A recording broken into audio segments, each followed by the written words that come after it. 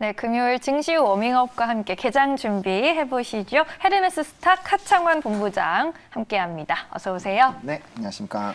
네, 개장 전에 시장의 체크 포인트들 그리고 관심 종목까지 하나하나 만나보도록 하겠습니다. 첫 번째 체크 포인트부터 열어볼게요. 네, 반도체주 반등 모멘텀은입니다. 삼성전자가 이제 비메모리에 통큰 투자를 한다라는 소식이 들려왔어요. 반도체주의 어떤 모멘텀이 될 수 있을까요? 네, 저는 가능하다라고 보고 있습니다. 사실 뭐 아시겠지만 반도체 쪽이 좀 좋지는 않았습니다. 네. 이제 공매도에 타깃이 되면서 사실 뭐 주가는 굉장히 좀 힘든 흐름들이 좀 나타났고요. 네. 그다음에 이제 뭐 메모리 반도체 가격도 하락하는 부분이 있었고 이제 언택트에서 컨택트로 넘어가다 보니까 이제 작년처럼 반도체에 대한 수요가 계속적으로 나오느냐라는 이런 질문들이 나오기 시작을 했죠. 네. 그러다 보니까 뭐 업황 자체가 조금은 뭐 이제 힘들어지는 그런 움직임들로 가고 있었죠. 그러다 보니까 주가도 좀 빠지는 흐름들이 나타났는데 이제 변수가 좀 될 법했었던 부분들이 이제 미국에서도 지속적으로 반도체에 대한 그런 압박들을 하고 있었고 또 이제 한 달여 만에 다시 회의를 또 진행하는 그런 이슈가 있었다 보니까 뭐 자연스럽게 이런 반도체에 대한 이런 투자가 진행이 되지 않을까라는 그런 기대감이 있었는데 예. 이번에 이제 삼성전자가 171조 원 관련된 이제 비메모리 반도체 시스템 반도체죠. 그래서 관련된 투자를 또 진행한다라는 얘기가 나오면서 아무래도 좀 기대감이 확대가 될 수 있는 부분으로 나아가고 있다라고 보실 좀 필요가 있겠고요. 또 사실 이제 전거래일의 평택에서 반도체 또 관련된 또 회의가 있었습니다. 거기에서 민간 업체들 이제 모여서 회의를 좀 했는데 이제 2030년까지 결과적으로는 뭐 510조 원을 투자를 한다라는 얘기가 있습니다. 그러니까 중장기적으로 계속적인 투자를 좀 진행을 하게 될 것이고 그렇게 진행이 된다라는 것 자체가 아무래도 뭐 초격차라든지 메모리 반도체도 그렇고 이제 뭐 비메모리 반도체도 그렇고 앞으로 시장 점유율을 계속적으로 확대를 해 나가겠다라는 그런 이제 부분으로 좀 접근이 되는 거거든요. 그러다 보니까 자연스럽게 이 업황 자체가 좋아질 수 있는 분위기로 넘어가고 있다라고 보실 필요가 있겠고요. 그렇기 때문에 지금 자연스럽게 뭐 인플레이션에 관련된 부분으로 IT에 대한 수요가 좀 떨어진다. 그리고 이제 뭐 대부분이 온라인 흐름으로 가다 보니까 뭐 이제 뭐 데이터 센터라든지 이제 뭐 노트북이라든지 이런 네. 쪽에 대한 수요가 굉장히 늘어났었는데 그런 부분이 좀 다소 줄어든다고 하더라도 지속적으로 성장이 가능하지 않을까라고 보고 있고요. 저는 개인적으로 뭐 인플레이션이 계속적으로 진행이 된다라고 하더라도 사실 이러한 수요는 계속적으로 나타나지 않을까라고 보고 있는 상황이고요. 네. 뭐 중장기적으로 본다라면은 뭐 위성이라든지 뭐 지금 반도체가 좀 품귀 현상이 있다 보니까 자동차 쪽에서는 뭐 전기차라든지 이런 부분들이 좀 잘 진행은 안 되고 있지만 만약에 그러한 부분들이 해소가 된다라고 쳤을 때 앞으로 우리가 반도체를 활용할 수 있는 사실 부분들은 굉장히 커지고 있다라고 보실 필요가 있겠습니다.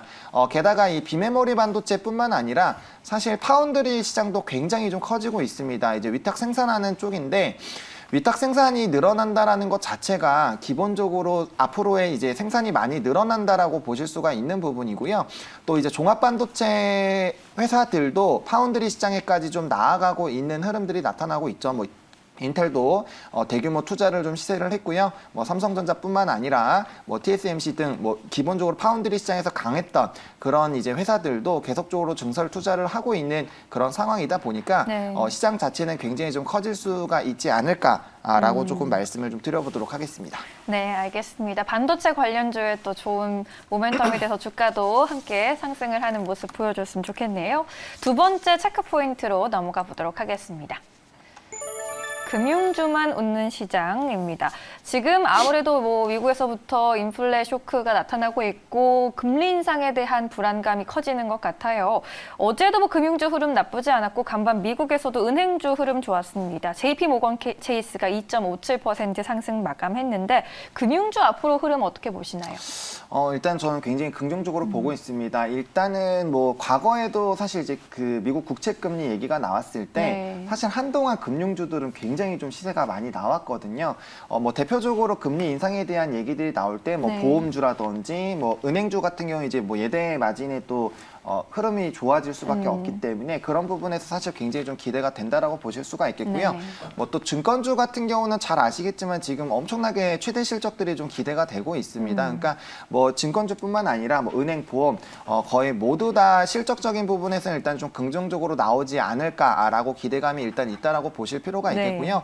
그다음에 이제 뭐 이런 금리 인상에 대한 부분이라든지 이런 이슈들이 사실은 뭐 단기적으로 끝날 수도 있지만 지속적으로 사실 시장에서는 얘기가 나올 수밖에 없는 부분이지 않을까라고 보고 있습니다.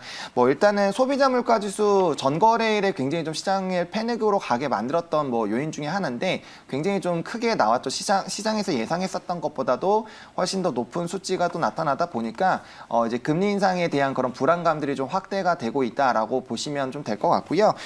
그다음에 이제 경제 활동이 굉장히 좀 활발하게 진행이 되고 있습니다. 그러다 보니까 자연스럽게 이제 인플레에 대한 얘기들이 많이 나타날 수밖에 없는 부분이고 또 원자재의 가격이 높아지는 부분들도 사실은 이 인플레이션에 대한 부담감으로 가게 되고 결국엔 인플레이션이 나아가게 됐을 때는 결국에는 이제 뭐 금리를 올리는 쪽으로 방향을 갈 수밖에 없다라는 거죠. 그렇기 때문에 이제 인플레이션에 대한 얘기들이 계속적으로 나오는 것도 아무래도 이제 이슈가 될 수 있겠다라고 보실 수가 있겠고 뭐 원자재 가격 같은 경우는 사실 지금 뭐 철강이라든지 구리라든지 뭐 관련된 종목군들 흐름들을 보시면 뭐 역대 최고치를 계속적으로 쓰고 있습니다. 뭐 다소 시장에 대한 영향을 받아서 조금씩 눌릴 수는 있지만 지금 굉장히 차트적으로는 엄청나게 많이 상승을 한 상황이거든요. 예. 근데 지금 원자재 가격도 사실은 뭐 단기간에 이런 상승폭이 줄어들기보다는 앞으로도 뭐 구리라든지 이런 부분들은 좀 수요가 많이 늘어날 거기 때문에 오히려 가격이 더 오를 것이다 라는 얘기들이 지금 많이 나오고 있거든요.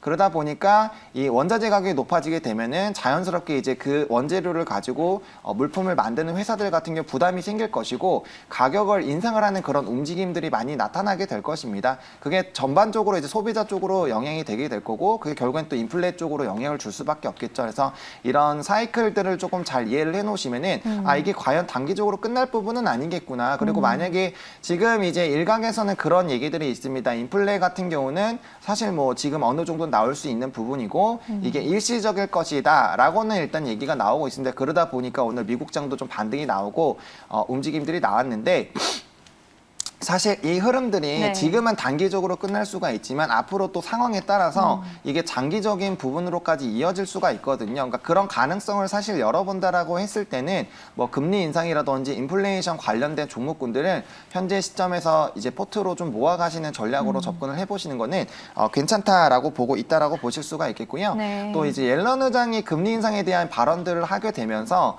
사실 이제 테이퍼링에 대한 그런 가시화들이 좀 나타나고 있습니다. 아무래도 이제 FOMC 회의가 또 오고 있기 때문에 그때에서 어떻게 좀 진행이 되는지에 따라서 사실 뭐 금리 인상이라든지 인플레이션에 대한 부분들이 이제 가속화가 될 가능성이 좀 크다 보니까 그러한 움직임들도 좀 체크를 해보시면 좋을 것 같고 어쨌든 실적들이 받쳐주고 있는 상황이기 때문에 지속적으로 좀 은행이나 이제 뭐 보험 관련된 종목군들은 관심을 가져보시면 괜찮겠다라고 말씀을 드려보도록 하겠습니다. 네. 전반적인 금리 인상 기조의 실적도 받쳐주고 있기 때문에 금융주에 대한 관심 본격적으로 가져가 봐도 좋을 것 같네요. 세 번째 체크 포인트 한번 살펴보시죠.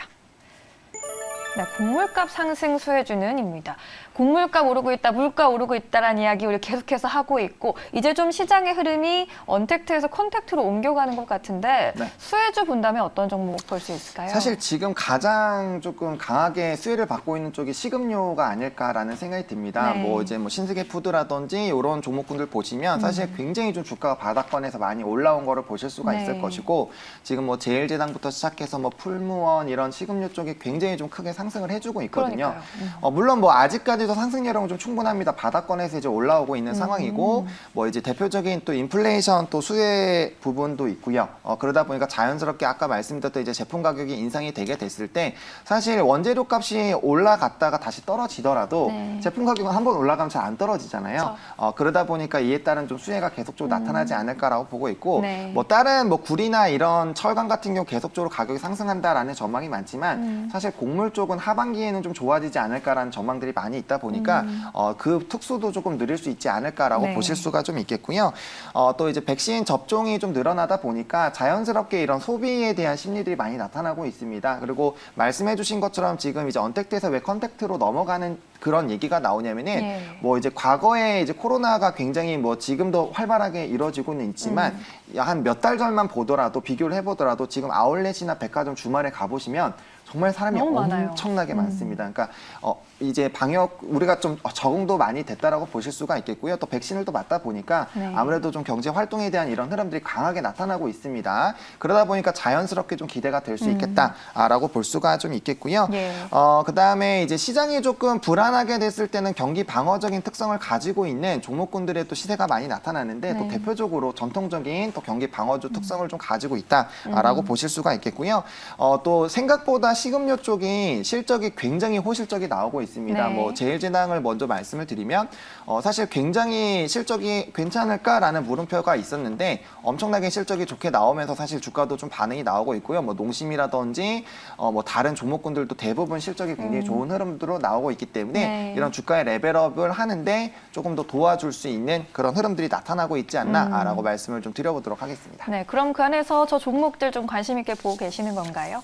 네, 일단은 저기 있는 종목군들이 지금 이제 바닥권에서 우상향하고 있고 네. 정배열 흐름들이 나타나고 있다 보니까 좀 관심을 가져보시면 좋을 것 같고 네. 그 중에서 이제 CJ 제일제당이랑 이제 롯데칠성, 샘표식품 같은 경우는 네. 요번에 좀 주가가 스타트를 했습니다. 그렇기 때문에 아직 좀 덜 시작, 농심 같은 경우는 아직 시작을 아예 안 했거든요. 네. 그래서 조금 덜 간 종목군들이 분명히 있다 보니까 그런 쪽으로 좀 편입을 해보시면은 괜찮지 않을까라고 생각을 하고 있습니다. 네, 알겠습니다. 이렇게 시장의 체크 포인트들 만나봤고요. 오늘의 관심주로 이제 넘어가 보도록 할게요. 금요일장인데 좀 눈여겨볼 만한 종목 혹시 있을까요? 네, 그래서 식음료 쪽에서 하나를 좀 골라봤습니다. 아무래도 네. 뭐 샘표식품도 이제 전거래를 굉장히 갑자기 좀 급등이 나왔다라고 보실 수가 있고요. 네.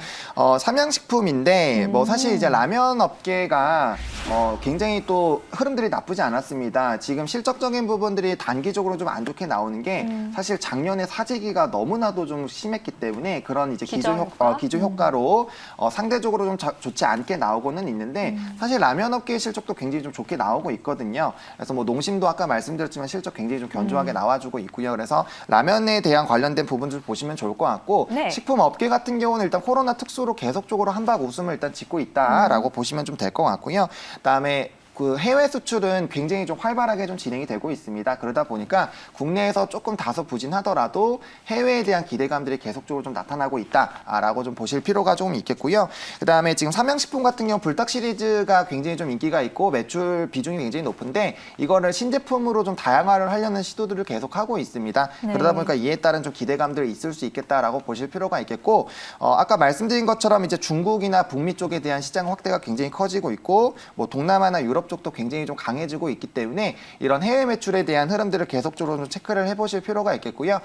재무적으로도 굉장히 좀 긍정적인 흐름들로 나아가고 있기 때문에 이런 재무 구조에 대한 기대감들도 있다라고 말씀을 드리겠고 아무래도 식음료 종목이다 보니까 자연스럽게 아까 말씀드렸던 이런 스프레드 확대에 대한 기대감들까지 좀 가져갈 수 있겠다. 무엇보다 식음료나 뭐 이런 지금 경기 방어적인 특성을 가지고 있는 종목군들에 대한 관심도가 커지고 있기 때문에 분명 스타트한 종목군들이 있고 그럼 업종 내에서 분명 아직 시작을 안 한 쪽으로 관심이 갈 거거든요. 근데 저는 그 흐름들이 네. 라면 업계 쪽으로 좀 가지 않을까라고 생각을 하고 있습니다. 알겠습니다. 삼양식품 짚어봤고요. 가격 전략도 한번 만나볼게요. 네, 일단은 조금 뭐 오늘은 이제 시장이 좀 나쁘지 않을 것 같기는 하지만 네. 뭐 변동성이 좀 있다 보니까 94,500원부터 97,000원까지 분할로 좀 접근을 해보시면 좀 좋을 것 같다라고 말씀을 드리겠고요. 예. 목표가는 일단은 한번 요 위 박스권까지는 한번 도달을 할 수 있을 거라고 봅니다. 그래서 중장기적인 관점으로 12만 원 좀 제시를 드려보도록 하겠고요.